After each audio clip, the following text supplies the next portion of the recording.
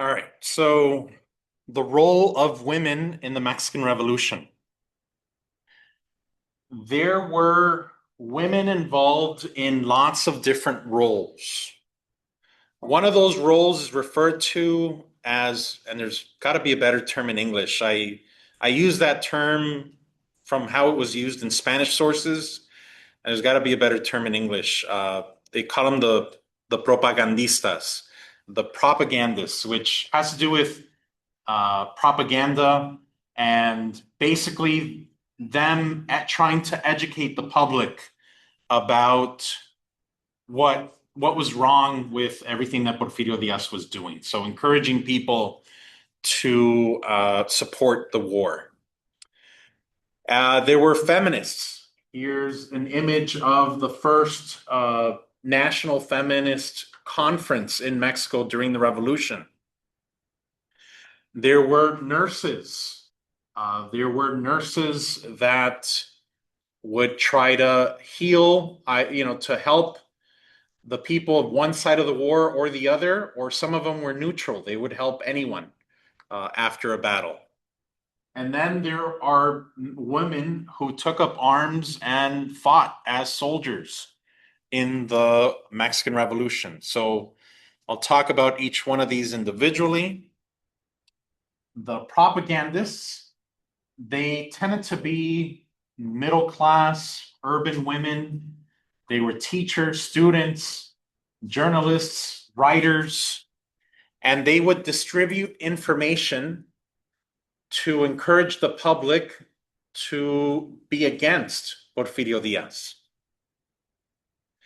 They would open their homes to dangerous meetings. So people would organize themselves against the federal government. They also created and led female political clubs. Here's an image of one, the women's club, Club Femenil, anti-reeleccionista, the anti-re-election female club, called themselves the Hijas de Cuauhtémoc, the Daughters of Cuauhtémoc. And one example of that is Juana Belén Gutiérrez.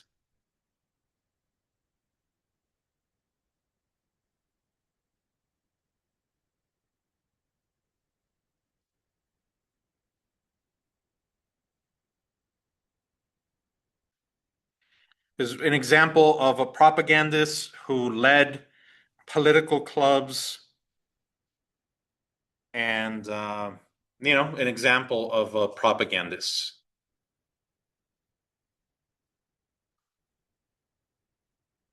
There were feminists. The feminists, they would publish articles on women's rights. They were fighting for women's rights during the revolution. They created feminist societies, and they ended up having two important feminist conferences in Mexico during the revolution in 1916. Here's one example of one, Elena Torres Cuellar. Here's a picture of her, but she was certainly not the only one, and you don't have to know all 10 names. You just need to know Elena Torres Cuellar. One of the 10 main leaders of Mexico's feminist movement during the revolution.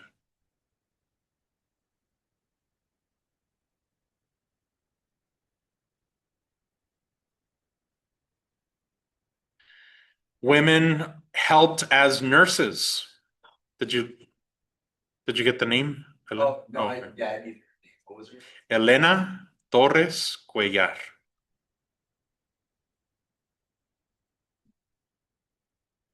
Yep. They also helped or were involved as nurses, like I mentioned.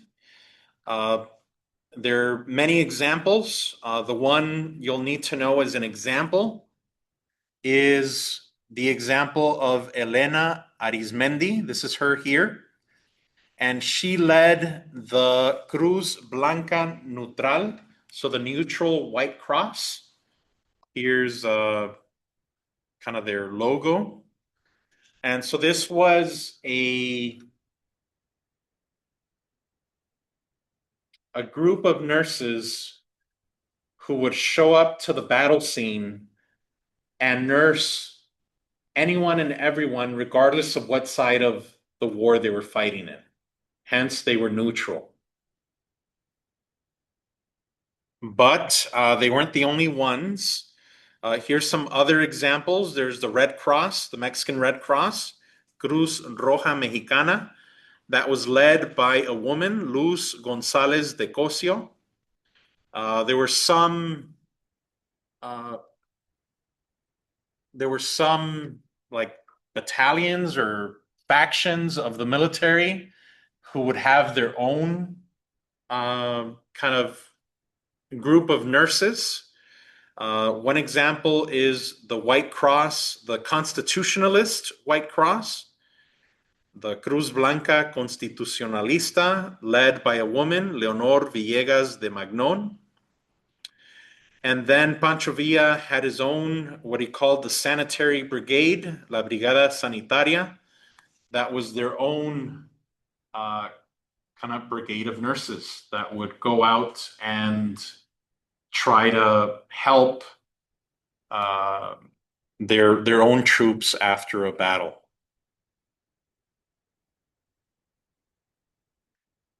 This is Adela Valverde Perez is another example of a nurse, and she's kind of in between categories, these categories that I brought up, in the sense that at the age of 13, she started volunteering as a nurse. And she was a nurse on the revolutionary side against the government. She started at a very young age 13. She ended up having she had a boyfriend who was an officer. This officer wrote a song for her called La Adelita. And that song was a corrido, a ballad, and it's one of many corridos. Most corridos, in fact, are associated with the Mexican Revolution.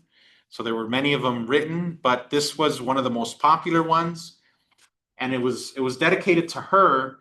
But it ended up becoming popular and being dedicated to all the women who played a role in the Mexican Revolution. Whoops. Well, that's okay. I think I'll play for it. I'll play it for you later. So after Adela and the song about La Adelita, the female soldiers ended up being referred to as Adelitas. And so then there's some confusion where some people think the song was written for a female soldier when in fact it had been written for a nurse. But it ended up becoming emblematic of all women and the role they played in the revolution. There were 22 women that we know of, first name and last name, that what's the word? That proved themselves on the battlefield and were awarded a military rank because of that. Although there were many, many more women who took up arms. It's just that, I mean, there's probably 22 just in this picture, but that, we don't have, they get lost to history where we don't know their names. Some of the ones we do know their names. One example is Angela Jimenez. And there's also the interesting thing where some women fought as women and some women would try to pass as men as much as possible as a way to, I don't know, try to get more respect in a time and place where women were not accorded the same respect as men. So during the war, she would try to pass as a man. They would refer to her as Lieutenant Angel. She fought on the side of Villa and Zapata, and she was an explosives expert for them.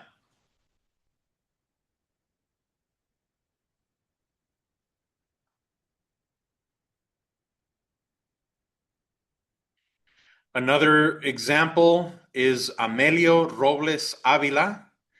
And Amelio is interesting because he passed as a male during the war, but also after the war.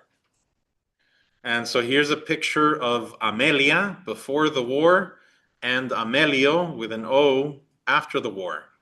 And he was a colonel for Zapata, for the Army of the South. And he was known for being very, very macho, for having a lot of bravado. For threatening to shoot anyone who ever questioned his manhood. For a while, he was a womanizer. He ended up getting married. And so some people in Mexico see Emilio as the first.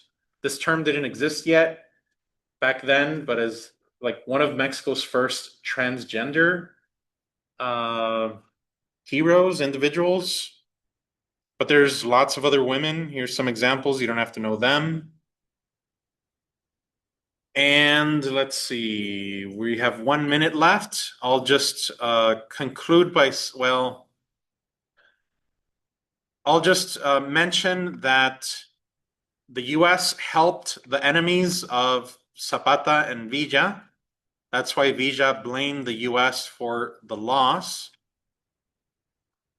And I'll see if I can get this song to play.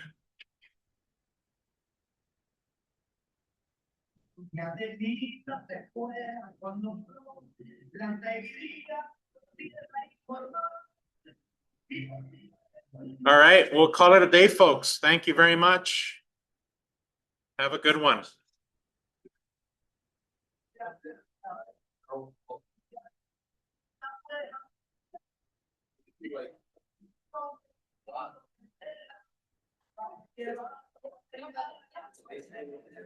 Version of fonts. Save the font. Bye-bye.